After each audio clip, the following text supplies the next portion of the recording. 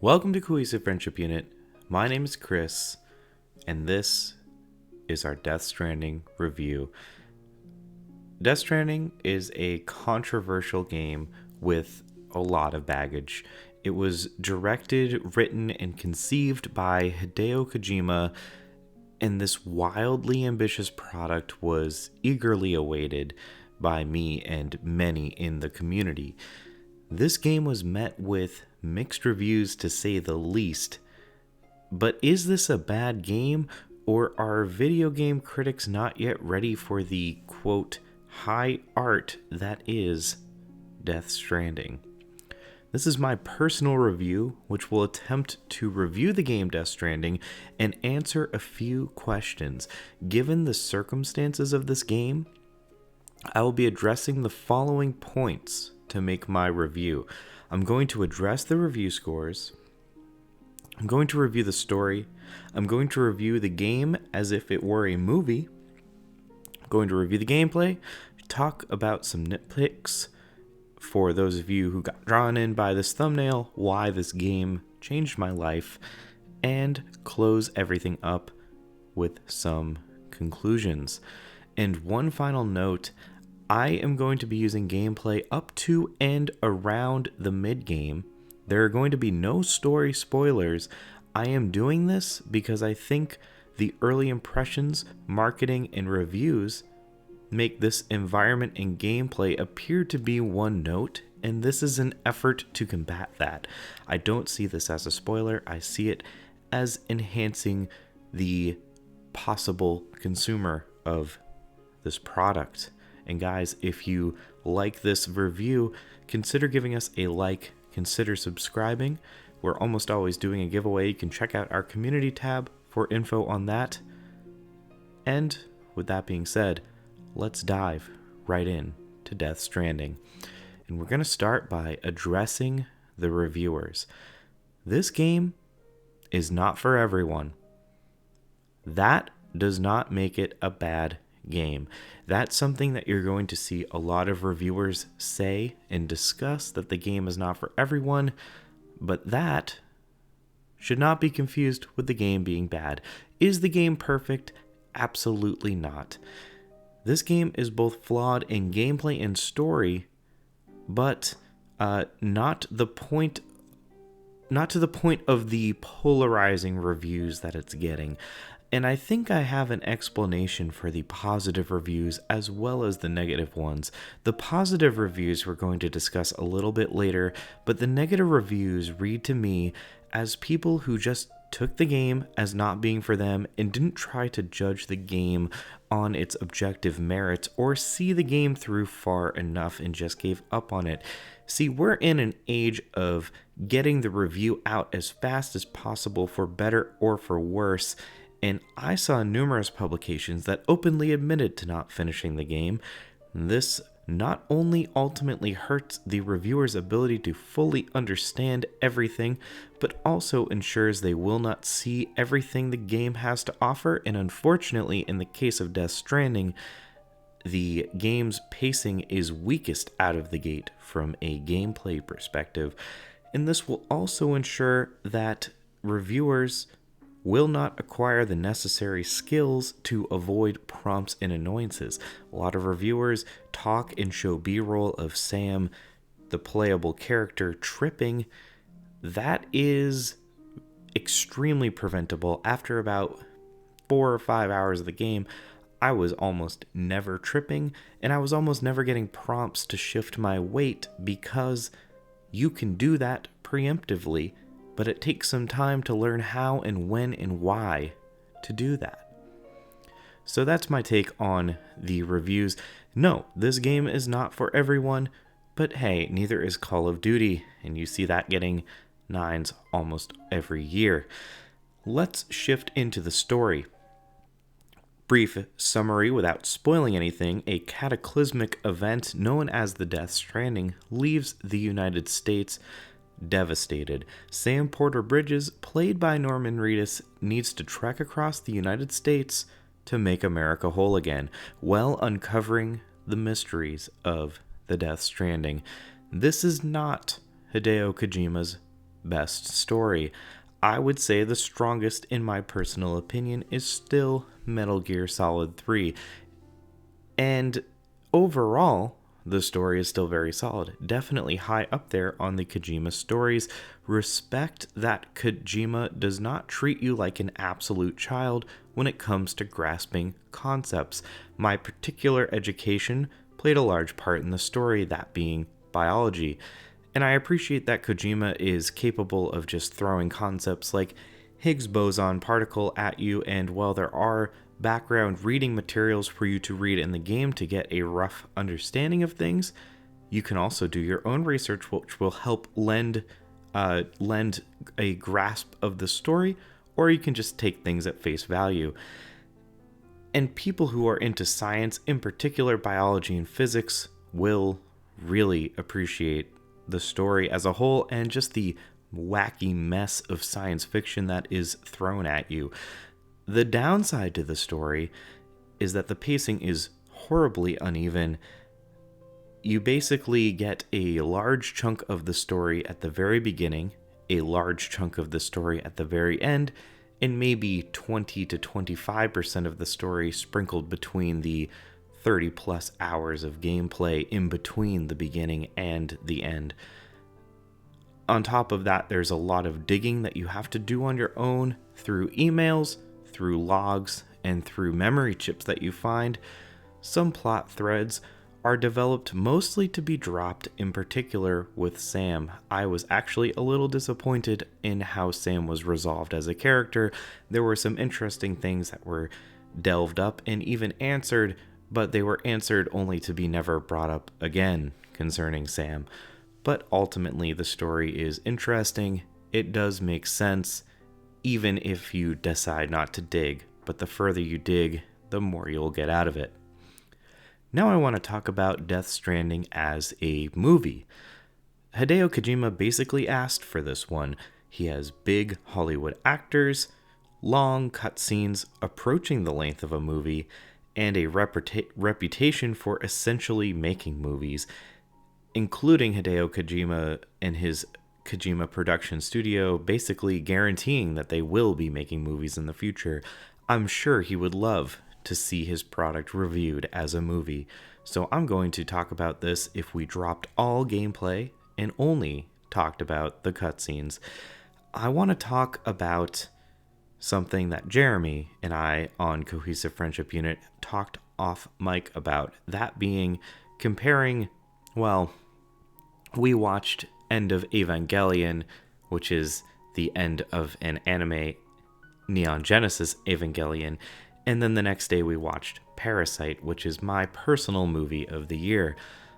We discussed these movies because they are both great movies, and I prefer Parasite over Neon Genesis Evangelion, and he prefers End of Evangelion.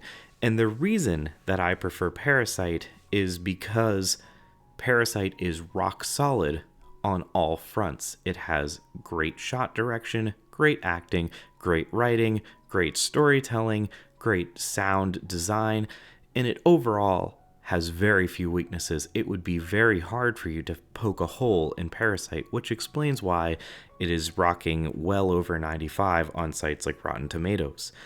End of Evangelion, however, goes for lofty ambitions and attempts to be ambitious in its exploration of themes and discussions around those themes while compromising other parts like its writing and its general cohesiveness.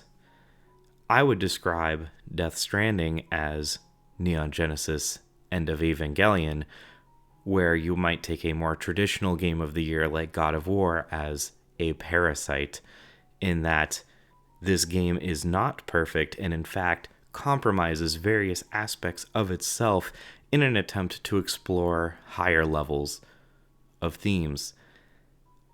So from that perspective, very ambitious, and we'll talk about the detriments that may or may not allow it to achieve these higher than high heights. But would this be better as a movie? No. And we're going to go into more detail later, but in particular, video games have the potential and rarely take advantage of being their own medium with their own strengths and weaknesses, and Death Stranding takes advantage of these strengths in the medium of video games. Let's shift into gameplay. This game is a jack of all, master of none game. It has pretty in-depth stealth mechanics, pretty in-depth walking mechanics, pretty in-depth shooting mechanics. Unfortunately, it fails to really dive deep or force the player to involve themselves in any of them, and all of them can be approached and successfully executed within the game scope on normal difficulty very easily. There is a lot to do, and everything interlinks from a story standpoint with each other very well. That is something that I really appreciate about this game.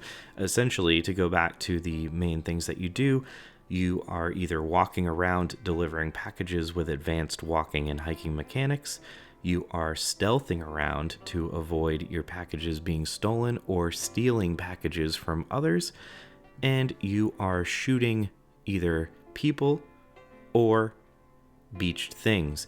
And when I say that everything links together, there's a reason for you to be stealthing around, either in the mules, the porters gone crazy trying to steal your stuff and you trying to avoid them, or you trying to avoid the beached things. There is a reason for you to shoot the mules but not kill the mules.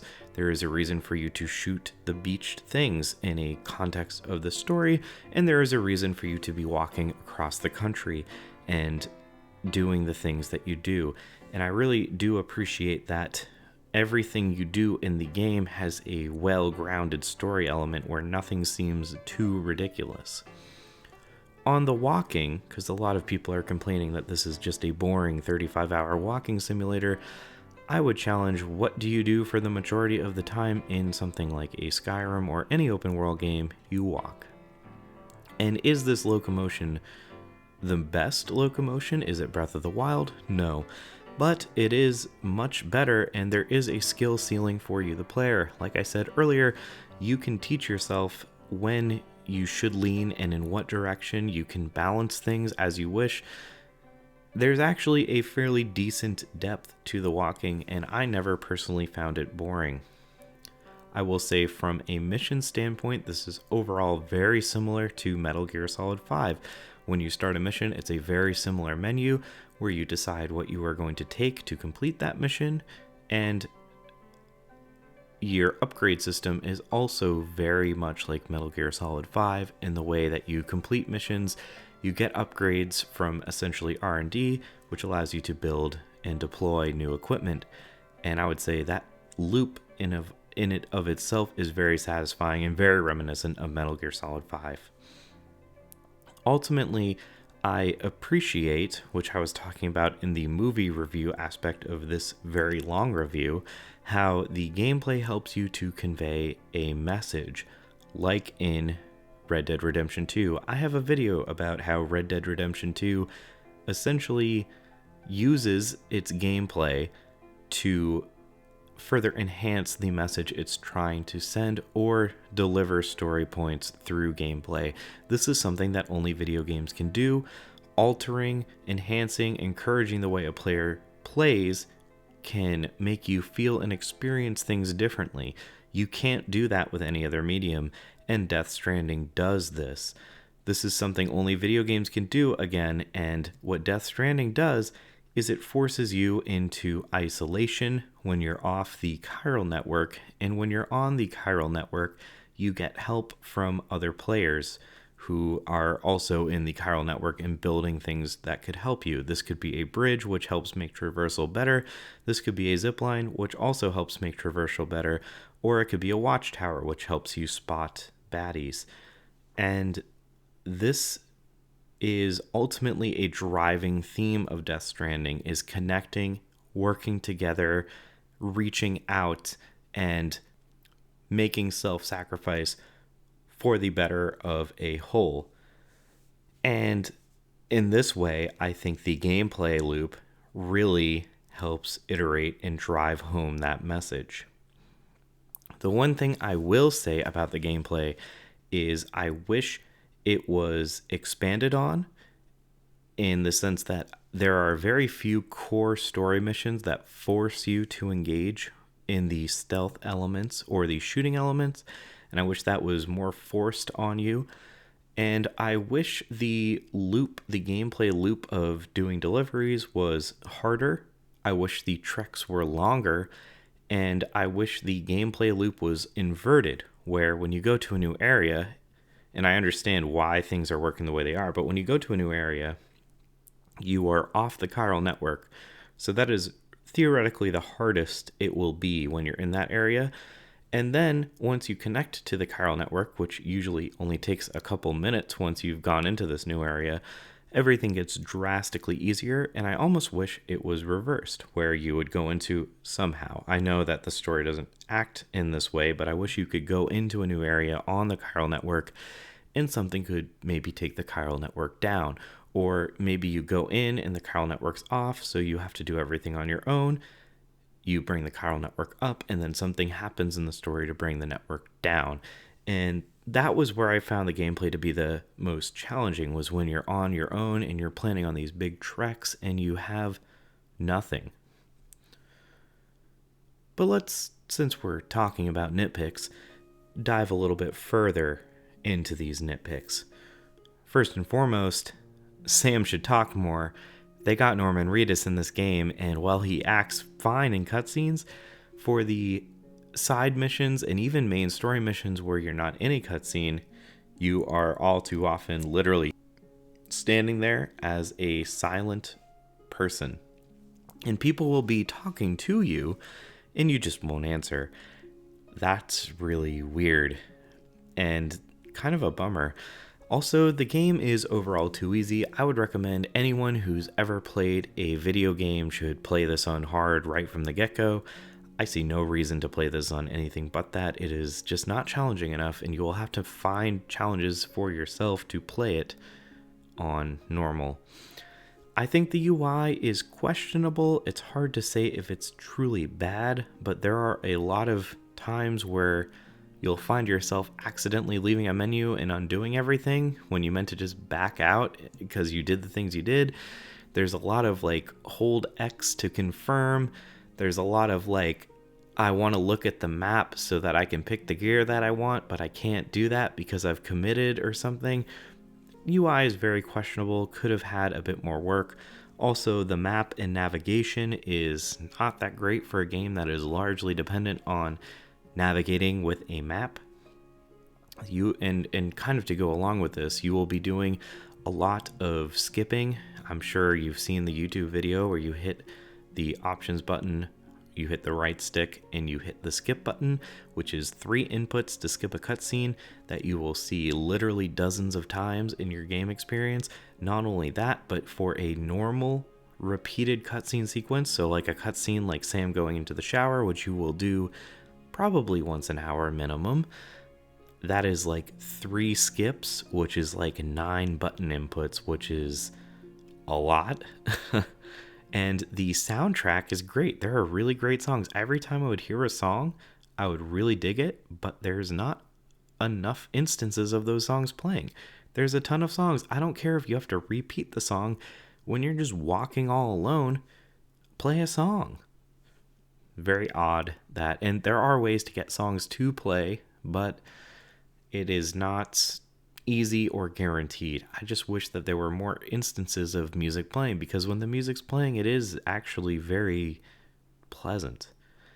And the side characters are bland to bad. They are poorly acted, poorly modeled, poorly rendered, and poorly explored. They are very one note, and that's a bummer. I'm going to point out the Junker plot as a really bad side mission in a game. So now I want to talk about how this game changed my life, and at least has changed my life in the short term. We'll see how that pans out in the long term. First and foremost, I am much more likely to reach out to people. This is not something I had a particular problem with, but now I am way more likely to reach out to people. One example, I went to a party, and since I talked about Parasite earlier, I will circle back to Parasite. I was talking to them about how good Parasite was. I've never met these people. And one of the guys, I guess, was a Korean cinema film buff and gave me a list of movies. And I promised him, when I watch these movies, I will reach out to you and tell you what I thought about them. I would never have done that without this game getting in my head. And now, yeah, I reach out to him when I watch weird Korean movies that he recommends. And by weird, I mean good. I am much more likely to respond to people instead of letting messages drop for whatever reason. That's just something that as you play this game, you realize is important. I am generally way more into positivity and teamwork, which sounds really corny, but I've found myself being way more supportive of that. And I know that sounds super corny, and probably one of the most important things, I am much more thankful when people give me help. I am very thankful, and I try to make a point of thanking people much more than I did before when they give me help or point something out that's positive. This is a very positive game in its vibes and its themes, which is also refreshing in 2019. And the last thing I want to talk about is there's a part in the game later in the game where you get to kind of backtrack a bit. And I found myself being extremely so right at this point, you've gone through most of the areas in the game, and you're now being asked to go back to a few areas that you'd been to in the past. When I was first in these areas, so earlier in the game, before things had sunk into me as to the themes and the messages and how it changed me, I mean, I would help and I would build things and I would contribute, but I was always thinking about myself first. Like, can I finish this run? Do I have enough supplies? When I went back, I found myself literally dumping all of my resources into everything I could. You can contribute to other players' structures and help them upgrade. I was draining all of my chiral crystals, my building crystals, and my materials that I had. I was donating at every shared locker all of the supplies I could afford, and I was spending all of my resources to build and taking time, right? Instead of just going to my destination, I was stopping and plotting and making a point to make a zipline track that could bring people from one area to the next without having to go through the arduous trudge.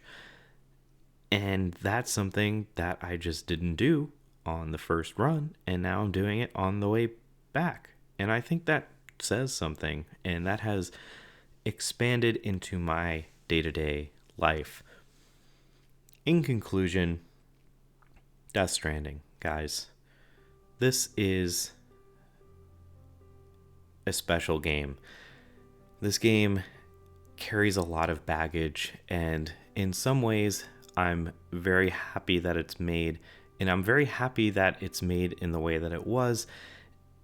This game is not a cookie cutter game. This is not a game that's going for 9 and 10s. It's not a safe game. And in some ways, it succeeds. And in some ways, it fails. And that's okay. I wish that in 2019, art could be more open to failure. And not even failure, but open to mixed reviews. But unfortunately, this is the age of making the formulaic Marvel movie over the artistic Midsummer or Parasite. Not that there's a problem with Marvel movies, more so that there's a problem for the everyman safe crowd pleaser. And Death Stranding is certainly not that, and I respect it on that merit. When I was talking to Jeremy about Parasite versus End of Evangelion, we agreed that really good art should elicit a response. And I think the mixed polarizing reviews of Death Stranding proves that this game does in fact elicit a response. And I think the fact that it changed my day-to-day behavior proved that it elicits a response from me in particular. And I think that this gameplay is good, and the story is also pretty good. I think that this is a objectively good game with plenty of nitpicks that bring it down from true perfection. That being said, if you can, I would highly recommend experiencing Death Stranding.